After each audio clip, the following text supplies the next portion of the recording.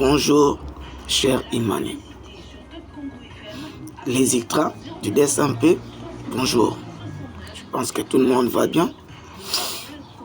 Tout le monde qui est déjà.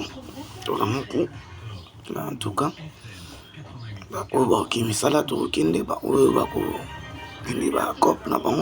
Donc tout le monde sera en mouvement. Mais on a bassigé les lots. Yakulobela comme pas possible. Comme pas possible. Donc, bombe Oyo, on a évité les a. Hiroshima, to Oyo. S'attendait à préparer qui. Yango, Kweito, Neni. Tout le monde a danger. Tout le monde est à danger. Et le club, et l'équipe nationale à danger. Bon, au sujet, la sujet n'a pas besoin de l'Isaya.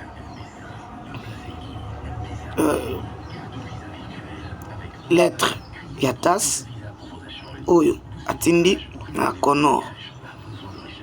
On a premier sujet. Deuxième sujet, on le la timing, il y a reprise, les championnats. Troisième sujet, on les a bisomoko ba iltra, ba imanien. La mégestion, il y a club. Qu'est-ce qui ne va pas jusqu'à présent? Quatrième sujet, DSMP, imité à société, Paul Kassembele, à Sombi, Bapar, Koleka Batunyonso, ou comment? Tout éviter parce que à sa fin mandat, le 31, depuis le 31 juin, à la qui fin mandat. Bon. Jusqu'à présent, rien. Il nous monte par l'eau. Revenons, on a passé j'ai un bisou. Ah non, c'est la bien, on a un commentaire comme ça, non, répondre bien. Tous, on a suivi. Tous, tout le monde est lettre, voilà. Tout le monde est lettre, voilà, depuis hier, à partir à 18h, comme ça, on a mon account. En effet, bon, TP Mazembe, à côté qui retenu recours na TAS à répondre TP Mazembe favorablement selon le texte. Il y a FECOFA pour le championnat de Bissou.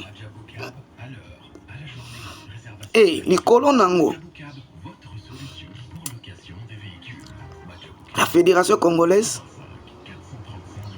il faut bafouta na TP Mazembe 5 millions et quelques de livres suisses. Pour convertir en dollars suisses à la combien? Dans les langues en commentaire. Je dis bien 5 millions et quelques livres suisses. Convertir en dollars ou en commentaire. Quand on a même sujet, les lots oyo. Ce qui Connor a notifié l'INAFOOT que le championnat est continué. Est-ce que Ekosi là? Je ne crois pas. Pourquoi Ekosi l'a-t-il? Pourquoi Ekosi l'a-t-il? Au moment tout ça déjà les lots le 17. Tiba rédigé calendrier. Donc comme Tiba le 20. Bon, on a déjà fait information dans le monde Landaka. Congolaise de football association, le tribunal arbitral du sport qui a accédé à la demande du tout-puissant Mazembe ordonne à la FECOFA de reprendre immédiatement le championnat national de RDC de manière à ce que les rencontres puissent être disputées intégralement jusqu'au 31 juillet 2025, date de la fin du championnat. Dans sa décision, le TAS signifie que le tout-puissant Mazembe avait écrit le 9 juillet dernier pour s'opposer à cette décision du comité de normalisation centralisation de la FECOFA que dirigeait Dieudonné Sambi, qui avait rejeté la requête du club de Lubumbashi qui voulait la poursuite du championnat. Le TAS constate que cette décision d'arrêter le championnat national le 30 juin 2025 ne respecte pas les conditions de l'article 62 du règlement du championnat national et annule cette décision de la FECOFA avant d'ordonner à la Fédération congolaise de football association de verser au tout-puissant Mazembe la somme de 5000 francs suisses au titre de contribution à ses frais d'avocat relatifs à la présente procédure. Et comment cette décision est commentée dans le milieu sportif? Nous avons réussi à joindre l'analyste sportif Edi Kankou Kadima. Je pense que Boyo Kibino Moko, Genovic, comment a commenté au sujet. Tout l'analyse sous Ndeko, analyste moko partout. Tout exécutoire est imposable au parti concerné. Je pense que la décision qui vient de tomber oblige la fédération à reprendre le championnat. Nonobstant les réalités de terrain, la FECOFA est dans l'obligation de reprendre le championnat. Nous avions en son temps décrié le comportement de l'ancien Conan, on prenait à la légère et aujourd'hui, nous nous retrouvons devant une situation qui risque de mettre à genoux le football congolais. L'ancien comité du Conan, dirigé par M. Donné 100 000 de triste mémoire, a retardé le début du championnat et aussi a autorisé à l'équipe Chan d'aller en villégiature au niveau des stages sans fondement pour retarder encore le championnat. Et ce sont toutes ces décisions mauvaises qui aujourd'hui ramènent la Linafoot dans une situation très compliquée de ne pas terminer son championnat. C'est la même fédération qui s'oppose à la décision de la Linafoot de terminer le championnat pour laisser la place à la Coupe du Congo. Alors que nous avions dit que c'était possible que la Coupe du Congo puisse se jouer et les championnats aussi puissent se jouer. Malheureusement, toutes ces décisions ont été prises sans consulter la Linafoot qui organise les championnats au nom de la FECOFA. Voilà, c'était là l'analyse sportive Edi Kankou Kadima. La FECOFA a maintenant 14 jours pour organiser le reste des rencontres du championnat, ce qui sera difficile pour l'organe fêtier de football en République démocratique du Congo et pour les clubs également. La plupart ont libéré des joueurs, certains partis en vacances et d'autres ont été transférés. Edi Kankou pense que cette situation expose la Fédération congolaise de football association aux sanctions si cette décision du TAS n'est pas exécutée. Nous n'avons que 15 jours selon les délais du tribunal arbitral pour terminer les autres matchs. Et dans la faisabilité, c'est difficile, d'autant plus que toutes les équipes ont libéré leurs joueurs pour les vacances et la saison prochaine risque d'avoir encore un coup pour son démarrage avec cette décision et la fédération est exposée aux sanctions si jamais cette décision du tribunal arbitral n'est pas exécutée. Edi Kankou Kadima, nous allons rester au niveau de la FECOFA. L'organe fêtier de football en RDC risque encore d'être trempé dans un autre dossier judiciaire s'il ne respecte pas les règlements dans l'organisation. Voilà, je pense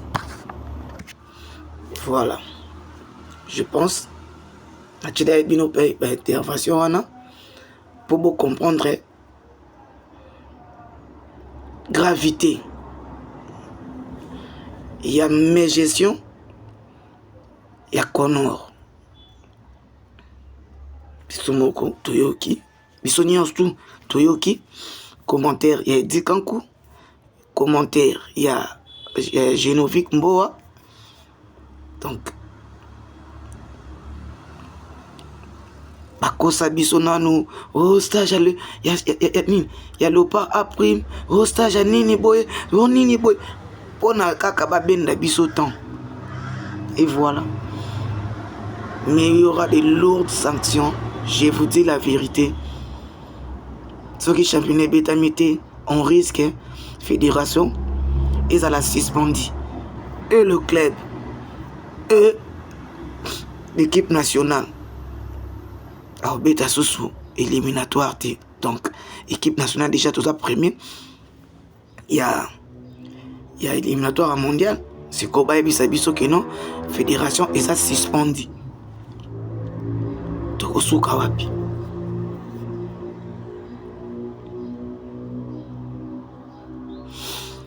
En fait, bon, tu as une affaire TSMP. Où en sommes-nous?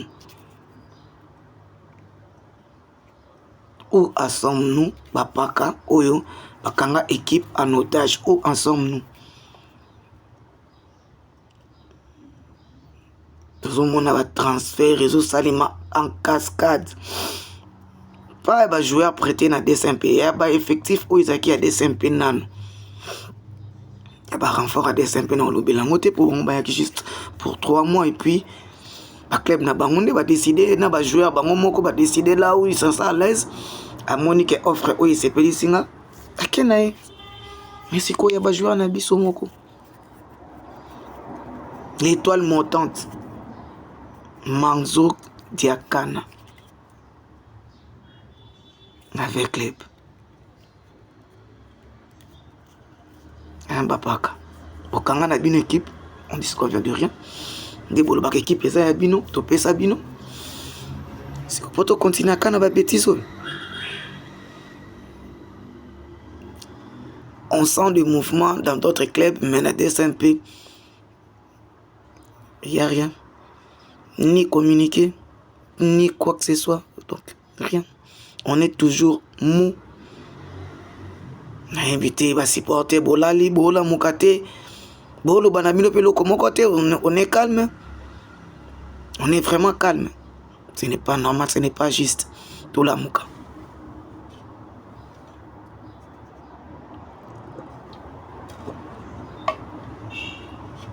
Tout la mouka, vraiment. S'il vous plaît.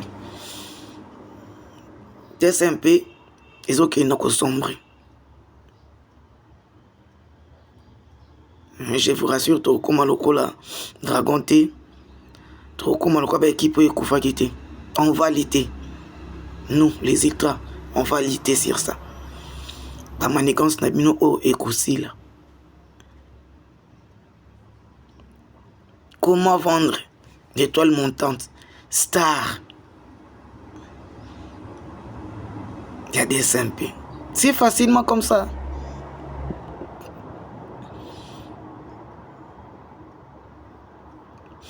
Nabino, surtout, dans le Belapé Bino, Batu Obozalaka président. Président Koti, boye juste, Boko Sarakosaka, et pour appeler Sarabino en bon sensibilisation, pour Nabol et foutre la Rabino Bandaku, pour comment foutre Bandaku, na DSMP, Bino, surtout, Bande qu'on a vu sur la page. Il y a un groupe Facebook, WhatsApp. Bozoko ça va président pourquoi? Bozoko ça va président pourquoi? Merci ma $100, $200. Là bas billet au félé. Bozo mon sort nango. Et dessin un peu sombre. Ikolo il y a batu oyo balingi quoi acclamer et loko oh faut pas quoi acclamer. Pour ça supporter jouer rôle nayo, des supporters sans fan peut jouer rôle non, il y a fanatisme.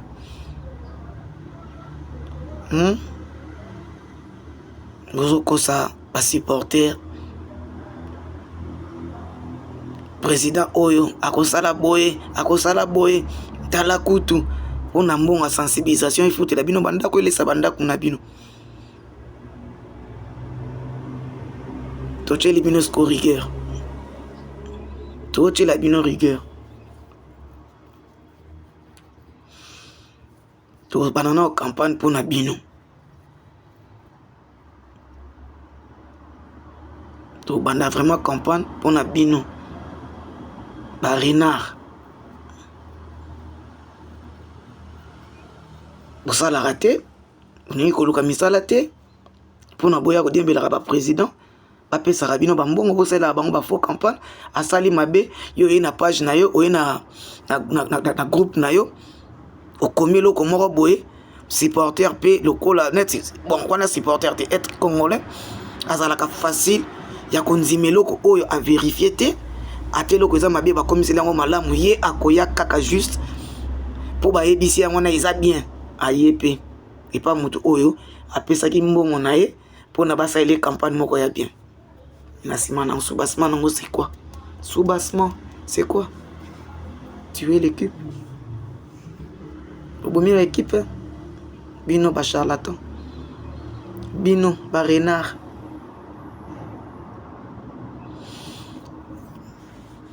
esili pe kaka wana te. Présentation ya contrat ya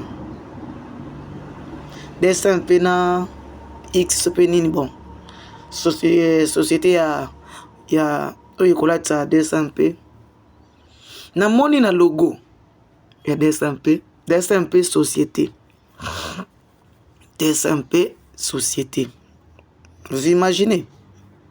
Mutation wana esademaki comment, quand, jour nini?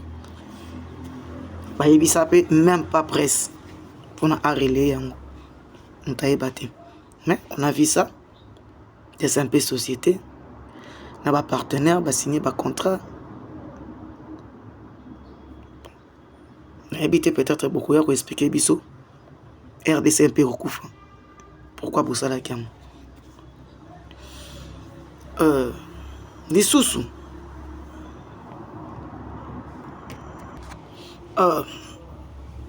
Les sous-sous, ça sont nini? Paul Kasembele.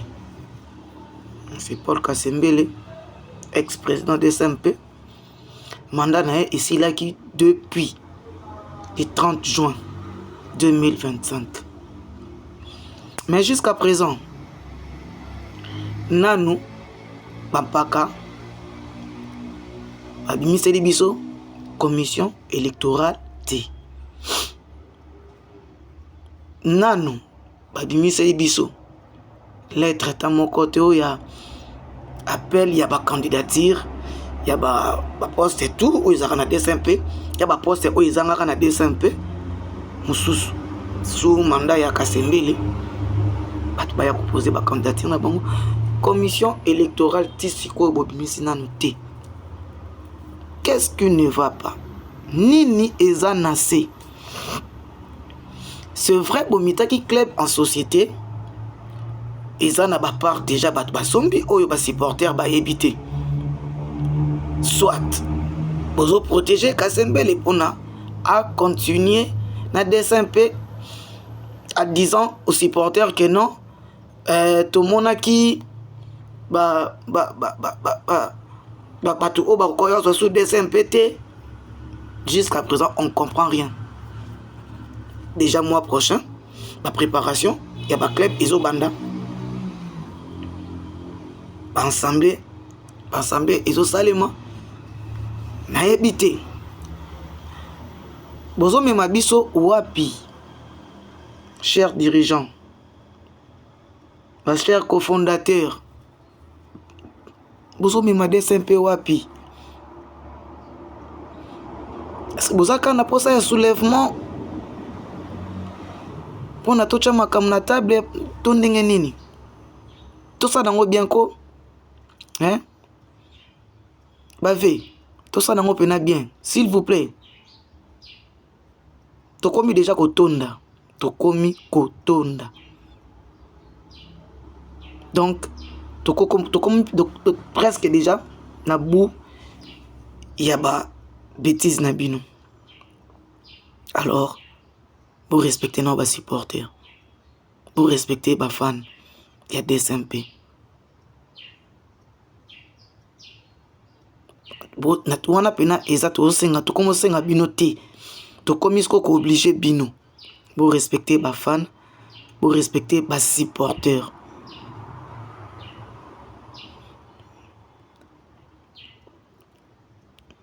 Bon, le qui a la solution le plus vite possible, Toyeba. C'est quoi le bail? C'est quoi le problème? Où en sommes-nous, chers dirigeants, chers cofondateurs? S'il vous plaît, monsieur Paul. Un message mon a coupé ça yo. V. Ce qui bat ba koendur yo toujours une erreur. Au continent na imana. Balinga côté. Balinga kayote. Pesa business na yo. Sala makamu na yo. Tikano de SMP. 3 ans et simbeli nango yote. V. Président, ex-président. V. Monsieur Paul Kasembele Vekoyo Kabangote. Baza ko induire yon na erreur moko. Ou peut-être écouter ba respect na yo. Bango ba rozala wana te. En tout cas, je vous dis encore merci et bonne journée à tous. Pour analyser, pour y en a pas commentaire, tout développer en haut sous bien. Ba live et ici la thé. Chaque jour dans nos matins live. Pour na bien DSMP.